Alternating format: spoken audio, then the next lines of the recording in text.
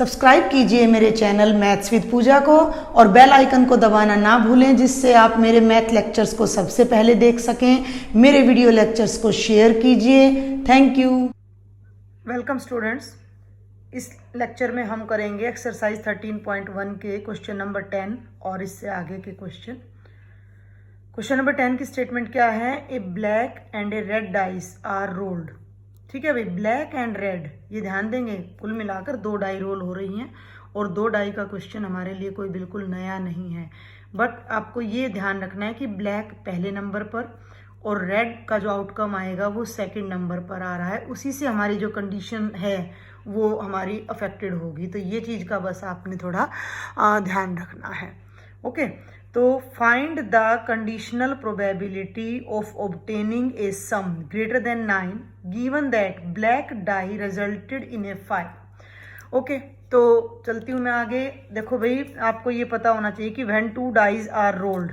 अब मैं सभी क्वेश्चंस आपको हिंट्स दे रही हूँ, प्रॉपर मेथड से नहीं करा रही, जो भी मैं बोल रही हूँ वो सब आपने अच्छे से लिखना है। व्हेन 2 डाइस आर रोल्ड, तो जो सैम्पल स्पेस बनता है वो ऑब्वियस है। देखिए ये बनता है 1 1 1 2 1 3 1 4 1 5 1 6, देन 2 1 2 2 2 3 2 4 2 5 2 6, 3 1 3 2 3 4 3 5 एंड बेटा जी 3 6 एंड कंटिन्यू लाइक दिस।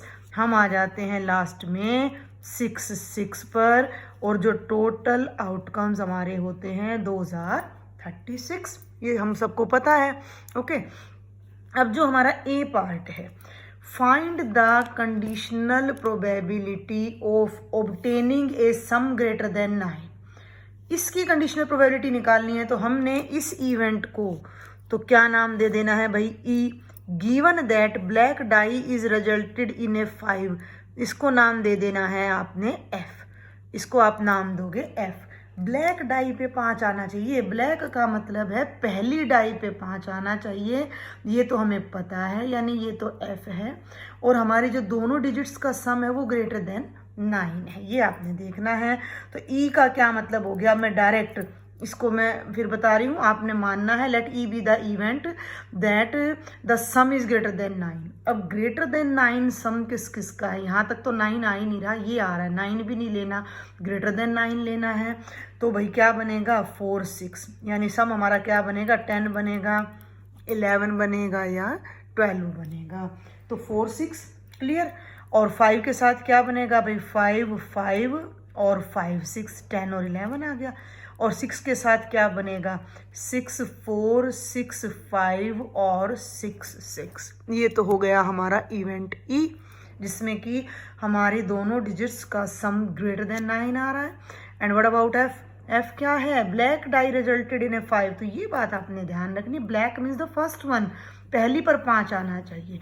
तो पहली पर जब 5 आएगा तो बाकी पर तो कुछ भी आए, हमें उससे कोई फर्क नहीं पड़ता। तो 5 1 5 2 5 3 5 4 5 5 और 5 6। मैं आपको फिर रिमाइंड करा दूं, फिर याद दिला दूं कि ये बात आपने लिखनी है सारी, कि let E be this event and F be this event. और ये आपने ई और एफ लिखा है। अब हम इनकी इंटरसेक्शन देखते हैं। तो 5 5 और 5 6, ये 2 एलिमेंट्स हमारे यहाँ पर मैच कर रहे हैं। तो भाई इन्हें अब मैं यहाँ लिखूंगी, आप देखें एक बार। तो ई इंटरसेक्शन एफ हमारा क्या बनेगा बेटा? 5 5 और 5 6। तो ई इंटरसेक्शन एफ की जो प्रोबेबिलिटी है वो तो हो जाएगी 2/36। And what about F? F में कितने एलिमेंट्स है भाई? हमारे 6 एलिमेंट्स हैं। तो ये इसकी प्रोबेबिलिटी क्या हो जाएगी भाई? 6/36। तो इसकी प्रोबेबिलिटी क्या हो जाएगी? 6/36। And what about probability of E bye F? We are familiar with the formula, probability of E intersection F by probability of F, 2/36 by 6/36, और ये आ जाएगा 1/3। Isn't it easy? बिल्कुल easy क्वेश्चन है हमारा। चलिए अब हम सेकंड पर आ जाते हैं। Find the conditional probability obtaining the sum 8। अब हमारे डिजिट्स का सम 8 आ रहा है, ध्यान देंगे। Given that red die resulted in a number less than 4. What do you mean by red die? Red means जो डाई हमारी सेकंड नंबर पे आई हुई है, सेकंड नंबर वाली डाई पर जो डिजिट्स आ रही हैं वो 4 हैं या 4 से लेस हैं। तो भाई 4 या 4 से लेस हैं तो यहाँ पर 1 2 3 1 2 3 1 2 3 वाले सारे इवेंट्स आएंगे, सारे आउटकम्स आएंगे और सम 8 होना चाहिए। तो इसको ई मानेंगे और इसको एफ मानेंगे। ई का मतलब है हमारा जो सम है वो कितना है, 8 है। तो ई हमारा क्या बन जाएगा, 1 के साथ तो 7 का सम 8 आता है, तो 7 तो डाई पे होता नहीं है। तो 2 के साथ 6 आ गया, 3 5 आ गया, 4 4 आ गया, 5 3 आ गया और 6 2 आ गया। और F का मतलब क्या था, मैं यहाँ फिर लिख देती हूँ, red die has a number less than 4। यहाँ रेड डाई से मतलब है बेटा जी सेकंड डाई से, सेकंड डाई पे कोई नंबर आ रहा है वो 4 से कम आ रहा है, तो सेकंड डाई पर ध्यान देंगे तो 1 1 1 2 1 3 1 4 नहीं लेंगे क्योंकि सेकंड नंबर लेस देन 4 होना चाहिए हमारा। तो 1 1 1 2 1 3 भाई 2 1 2 2 2 3, मैं इनको जरा बोल देती हूँ, 3 1 3 2 3 3 4 1 4 2 4 3 5 1 5 2 5 3 एंड 6 1 6 2 एंड 6 3। और ये कुल मिलाकर आपके कितने आउटकम्स हो जाएंगे, 18 हो जाएंगे। क्लियर। अब हम आ जाते हैं इन दोनों की इंटरसेक्शन पर। देखिए क्या मैच कर रहा है, देखिए ना सम 8 होना चाहिए और शुरू के नंबर जो हैं वो हमारे 4 से लेस होने चाहिए, तो यही दोनों मैच करेंगे क्योंकि ये तो 4 से बड़ा हो गया ना। और यहाँ जब आप कंप्लीट लिखोगे तो आप देखोगे कि मिल भी नहीं रहा, तो हमारे पास 2 एलिमेंट्स आएंगे 5 3 एंड 6 2। Got it. तो हमारी जो F की जो प्रोबेबिलिटी होगी वो तो हो जाएगी बेटा जी 18/36, और जो E इंटरसेक्शन F की जो प्रोबेबिलिटी हो जाएगी वो हो जाएगी 2/36। And what about probability of E/F, वो हो जाएगी probability of E intersection F bye probability of F, तो वो हो जाएगी 2/36 बाई 18/36, दैट इज 1/, देखिए 36 से 36 कैंसिल एंड 2 9 जाए 18, तो वो आ जाएगी हमारी 1/9।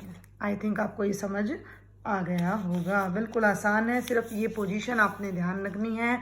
Black means first die and red means the second die.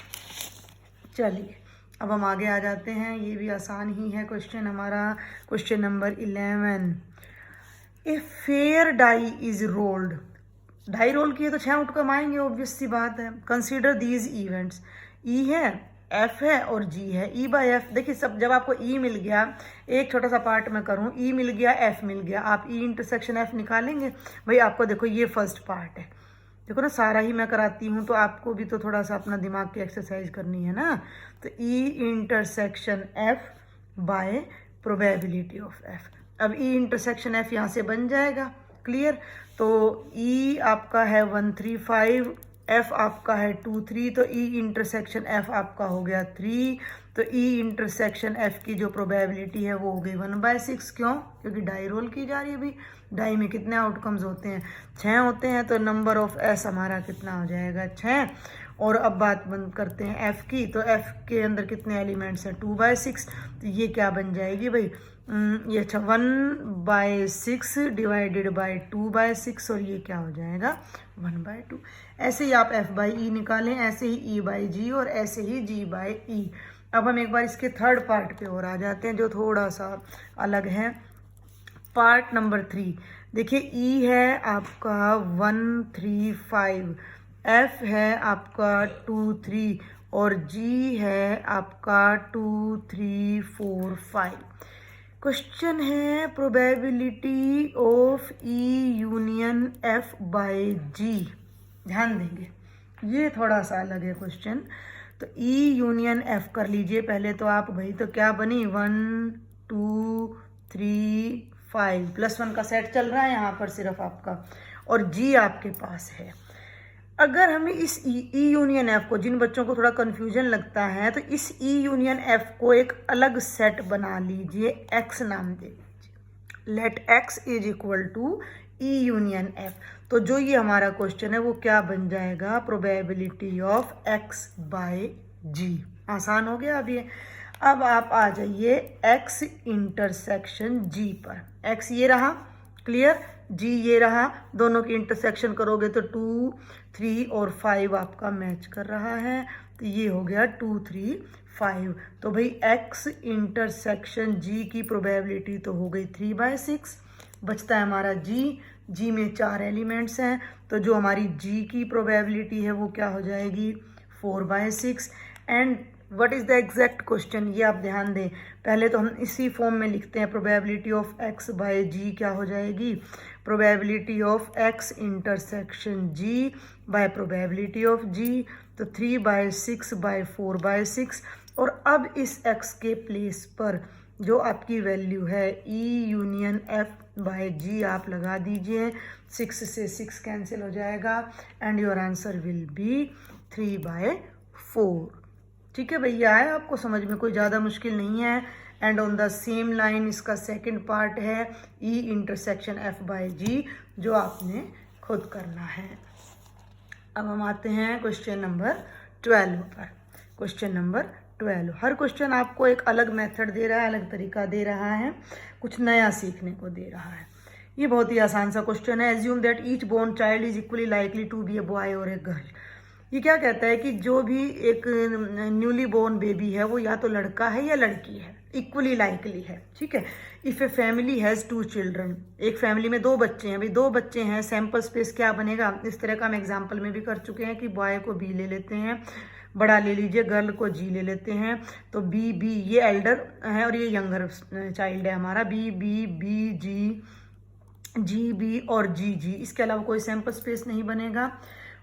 अब ध्यान देंगे 2 पार्ट इस क्वेश्चन के। What is the conditional probability that both are girls, दोनों लड़कियां हैं, इस बात की क्या कंडीशनल प्रोबेबिलिटी है, बोथ आर गर्ल्स, किसकी कंडीशनल प्रोबेबिलिटी निकालनी है, बोथ आर गर्ल्स की, तो इसको तो हमने ई लेना है।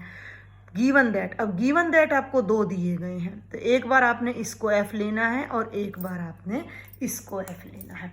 तो पहले तो हम ई ही ले लेते हैं, let E be the event, है, let E be the event that both are girls, तो बोथ आर गर्ल्स का तो भाई एक ही तो केस बनेगा, जी जी। अब फर्स्ट पार्ट ले लीजिए, लेट, कंडीशन ये है, एफ का क्या मतलब है, youngest is a girl, youngest माने छोटी, छोटी मैंने आपको बताया जो सेकंड नंबर पे है वो छोटी है, तो ये दोनों केसेज आपके बनेंगे। यंगर छोटा बच्चा, younger one is a girl, छोटा बच्चा एक लड़की है, तो बी जी और जी जी आपका बन जाएगा, हो गया। अब इन दोनों की क्या कर लीजिए, इंटरसेक्शन कर लीजिए, तो ई इंटरसेक्शन एफ आपका क्या बन गया, जी जी, और ई इंटरसेक्शन एफ की जो प्रोबेबिलिटी है वो 1/4 है, और भाई आपकी जो एफ की प्रोबेबिलिटी है वो 2/4 है, और ई ये था और एफ ये है, तो ई बाय एफ की जो प्रोबेबिलिटी है वो क्या हो जाएगी, 1/4/2/4, that is 1/2, simple. And what about the second part, second part में फिर से एफ चेंज हो जाता है, that at least 1 is a girl, कम से कम एक बच्चा लड़की हो, कम से कम एक, दोनों बेशक हो, तो ये तीनों केस आ जाएंगे अब इस एफ में, ठीक है भाई। सेकंड पार्ट में कम से कम एक लड़की हो, तो बी जी, जी बी और जी जी, ये तो आपका एफ है। ई आपका ऑलरेडी यहाँ पर है, हम इसे हाईलाइट कर लेते हैं, ये ई तो आपका ऑलरेडी है, एफ ही आपका बार बार चेंज हो रहा है, तो ये सेकंड पार्ट का एफ है हमारा। तो दोनों की जब आप इंटरसेक्शन करिएगा तो फिर से वही जी जी आ रहा है, तो ई इंटरसेक्शन एफ की प्रोबेबिलिटी तो फिर से वही 1/4 है, बट एफ की प्रोबेबिलिटी अब हमारी यहाँ चेंज होती है, वो कितनी है भाई, 3/4 है, 3/4 है, तो probability of E bye F हमारी क्या बन जाएगी, E intersection F bye probability of F, तो 1/4/3/4 दैट इज 1/3। तो ये था हमारा क्वेश्चन नंबर 12। ओके, चलिए आगे चलते हैं। अब हम क्वेश्चन नंबर 13 पे अब हम आ जाते हैं। इसकी स्टेटमेंट बहुत बड़ी है लेकिन क्वेश्चन इतना मुश्किल नहीं है, समझते हैं क्या है statement. An instructor has a question bank, एक क्वेश्चन बैंक है एक इंस्ट्रक्टर के पास, consisting of 300 easy true false question, उसमें 300 क्वेश्चन आसान है ट्रू फॉल्स के हैं।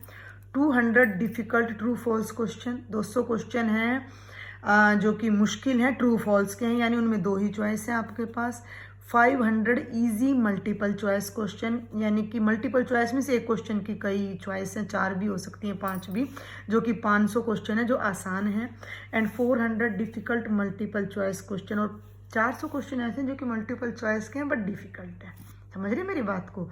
कोई इंस्ट्रक्टर है, उसके पास एक क्वेश्चन बैंक है, उसमें कोई क्वेश्चन है जिसमें 500 क्वेश्चन ट्रू फॉल्स के हैं, जिनमें से 300 आसान है, 200 मुश्किल है।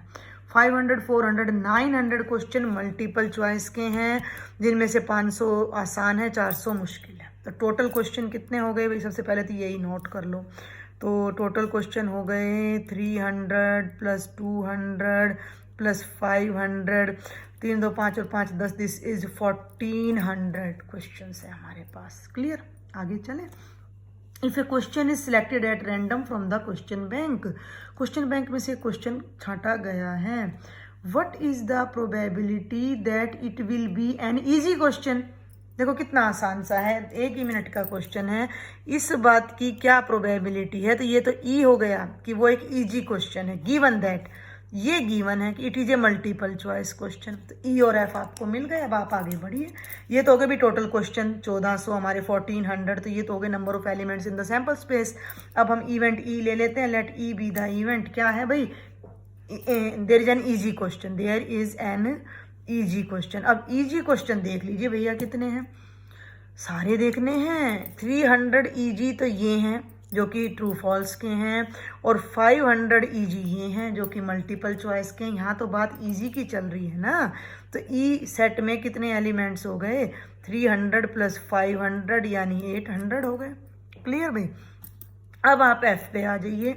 It is a multiple choice question, it is a multiple choice question. आपने इसकी डिटेल लिखनी है। Let a question is selected at random, let E be the event that question is easy, let F be the event that it is a multiple choice question.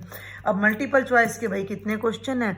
500 तो ये हैं और 400 ये हैं, तो कितने हो गए हमारे? 900 क्वेश्चन हो गए। तो नंबर ऑफ एफ हमारे हो गए 500 प्लस 400 यानी 900।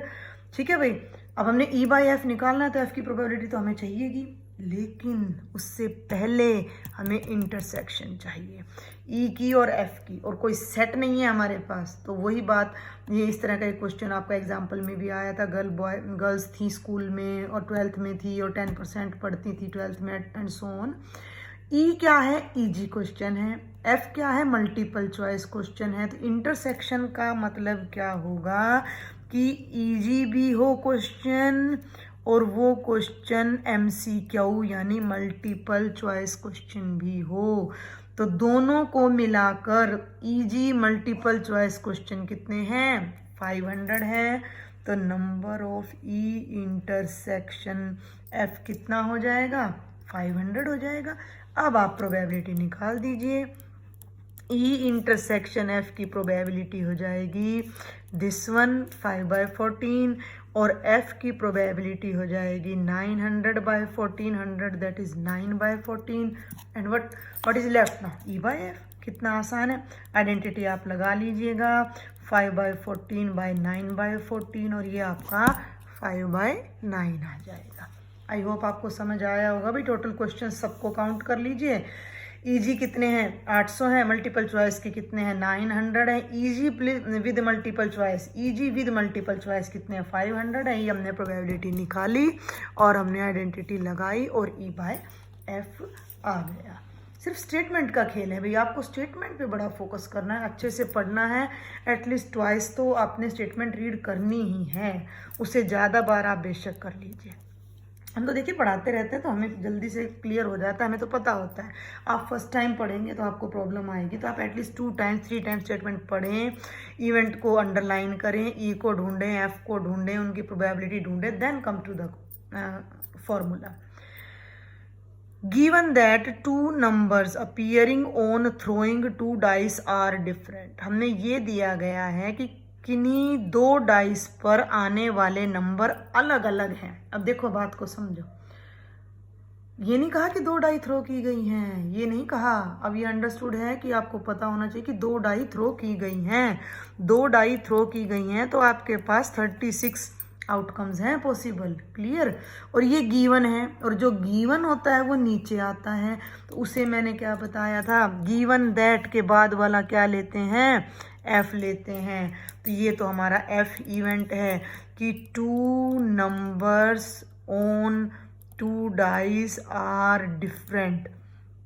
अब आपको अगर सैंपल स्पेस याद हो, मैंने शायद पीछे कहीं बनाया भी है, ये रहा भी, मैं एक बार आपको पीछे से ही दिखाऊंगी थोड़ा।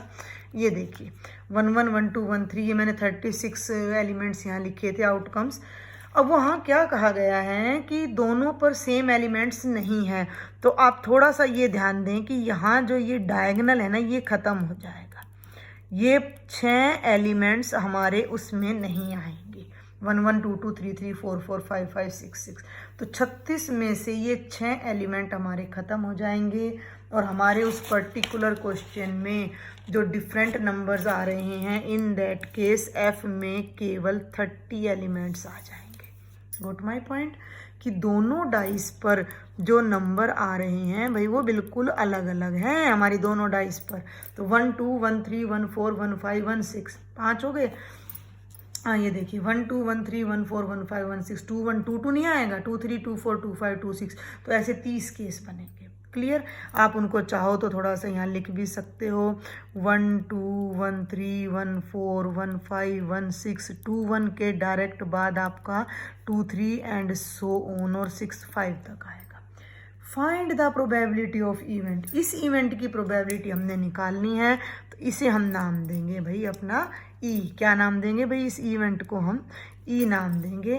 तो ई क्या है भाई हमारा, sum of numbers is 4, sum is 4। चलिए बना लेते हैं, 1 3 2 2 और भाई 3 1 हो गया। इन दोनों की कर दीजिए इंटरसेक्शन पहले तो। अब एक बात का ध्यान रखिएगा कि अगर आप ये भी नहीं बना रहे हैं तो भी आपका काम चल जाएगा। इसमें हमें कहा गया है कि इनका जोड़ 4 होना चाहिए, और यहाँ हमें कहा गया है कि दोनों डाई पर अलग अलग नंबर होने चाहिए। तो जब इंटरसेक्शन करोगे तो ये तो इसमें मिलेगा ही नहीं, तो ये ख़त्म हो गया। 1 3 और 3 1 आ जाएगा हमारा। जिन बच्चों को डायरेक्ट समझ ना आए वो ये सैम्पल स्पेस बना लें, जिन स्टूडेंट्स को डायरेक्ट समझ आता है वो इसी बात से समझ जाएं कि डाई पर अलग अलग नंबर हैं, तो ये 2 2 तो इसमें मिलेगा ही नहीं, तो इंटरसेक्शन में आएगा ही नहीं। तो यहीं से हमारी जो ई इंटरसेक्शन एफ की प्रोबेबिलिटी है वो है 2/36। और भाई एफ की जो प्रोबेबिलिटी है हमारी, मैंने कितना बताया था 30, तो 30/36। और ई बाय एफ की जो प्रोबेबिलिटी है वो क्या बन जाएगी, probability of E intersection F bye probability of F. तो बेटा जी ये बन जाएगी 2/36, 30 कैंसिल, और 2 से जब आप 30 को कैंसिल करिएगा तो इट इज़ 1/50। इसमें खास बात क्या थी कि आपको ये डायरेक्ट नहीं कहा गया कि we are throwing 2 dice and so. तो आपको ये खुद ही आइडिया लेना है कि हम 2 डाइस को यहाँ थ्रो कर रहे हैं। क्लियर। चलिए अब हम करते हैं क्वेश्चन नंबर 15। ओके, ये हमारा लास्ट लॉन्ग क्वेश्चन है। इसके बाद हमारे 2 ऑब्जेक्टिव क्वेश्चंस और रह जाते हैं, और इसी के साथ फिर हमारी ये एक्सरसाइज एंड हो जाएगी। ये हमारे बिल्कुल लास्ट एग्जाम्पल की तरह क्वेश्चन है।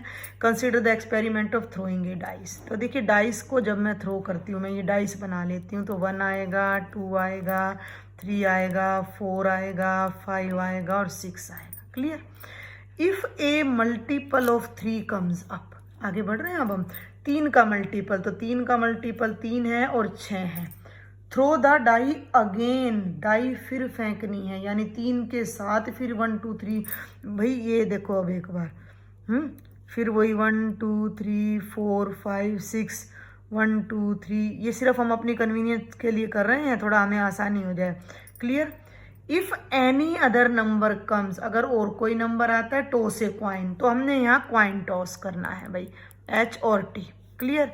H और T क्वाइन टॉस करोगे तो यही सब आएगा, 4 5 के साथ भी यही सब आएगा। यहाँ तक बात समझ आ रही है। अब आप देखिए कितना लंबा सैंपल स्पेस आपका बनने वाला है, जो कि मैं नेक्स्ट पेज पर बनाऊंगी।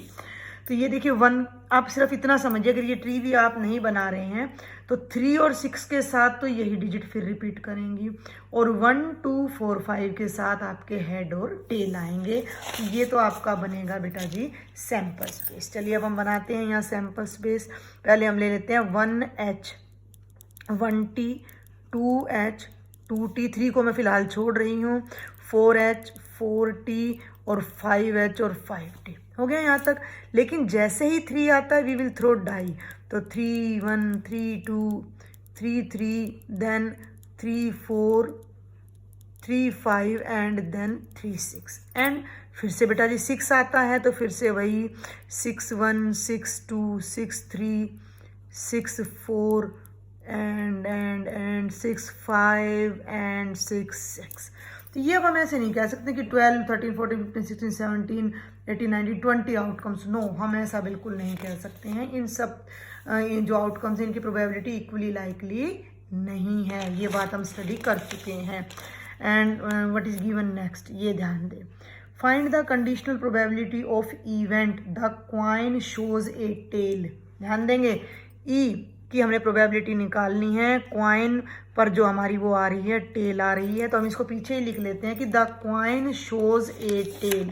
तो आप ई इवेंट लिखिए कि coin shows a tail. Clear, इसको आप सेट में रिप्रेजेंट कर दीजिए। क्वाइन पर टेल कब कब आ रहा है ये देख लीजिए, 1T 2 के साथ T और 4 के साथ T और 5 के साथ T। थोड़ा ऐसे कर लेते हैं, ठीक है, वेव आपको विजिबल है ये। Coin shows a tail 1T 2T 3T 4T and 5T। Given that, ये हमें गिवन है, at least 1 die shows a 3।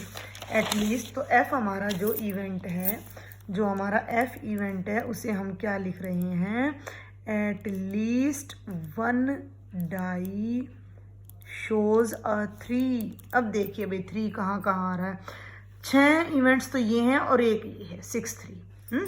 6 events तो ये हैं 3 1 3 2 3 3 3 4 3 5 3 6 एंड 6 3। तो इन सबको नोट कर लीजिए, 3 1 3 2 3 3 और भाई 3 4 3 5 3 6 एंड 6 3। अब आप एक बात नोट कीजिए कि यहाँ पर कुछ भी कॉमन नहीं है। हम अगर इस क्वेश्चन को इतना डिटेल में ना भी करते तो हमारा काम चल जाता। क्यों चल जाता कि यहाँ ये कह रहा है कि क्वाइन पे टेल है और यहाँ ये कह रहा है कि कम से कम एक डाई पे 3 आए। अब मेरी बात को समझें, अगर हमारे पास 3 आता है तो हमने क्वाइन टॉस ही नहीं करना।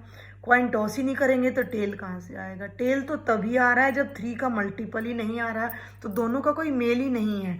दोनों इवेंट्स एक दूसरे से बिल्कुल डिफरेंट है, एक्सक्लूसिव हैं, तो दोनों की इंटरसेक्शन वैसे भी क्या आएगी, एमपीटी आएगी। तो ई इंटरसेक्शन एफ की जो प्रोबेबिलिटी है वो 0 बन जाएगी। क्लियर? अब एफ की प्रोबेबिलिटी चाहे कितनी भी आए, वैसे ये कितनी आएगी, 1 बाय अपना जो 36 आइटम्स हैं, ये 36 में से 1 है ये, तो 1 2 3 4 5 6 7 बाय 36 आएगी हमारी जो एफ की प्रोबेबिलिटी है। वो कितनी आने वाली है, 7 बाय 36 आने वाली है हमारी जो एफ की प्रोबेबिलिटी है वो। तो हमारी ई बाय एफ की प्रोबेबिलिटी क्या बनेगी, probability of E intersection F bye probability of F, और 0 बाय नॉन जीरो नंबर, तो ये क्या आ जाएगा, 0 आ जाएगा। ओके, चलिए अब हमारे 2 लास्ट क्वेश्चंस रह जाते हैं इस एक्सरसाइज के, which are multiple choice questions. कितने आसान है, ए की प्रोबेबिलिटी 1/2 है और बी की 0 है। Find the probability of A by B. A by B की प्रोबेबिलिटी का मतलब क्या है, probability of A intersection B by probability of B.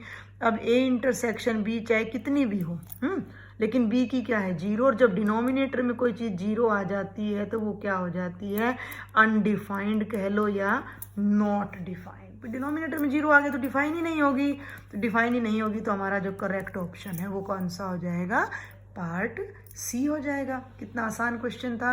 And this is the last question of this exercise 13.1। देखिए ये इनमें से एक नंबर का क्वेश्चन जो सर्टेनली आता है बोर्ड के एग्जाम में, इन्हीं में से आता है।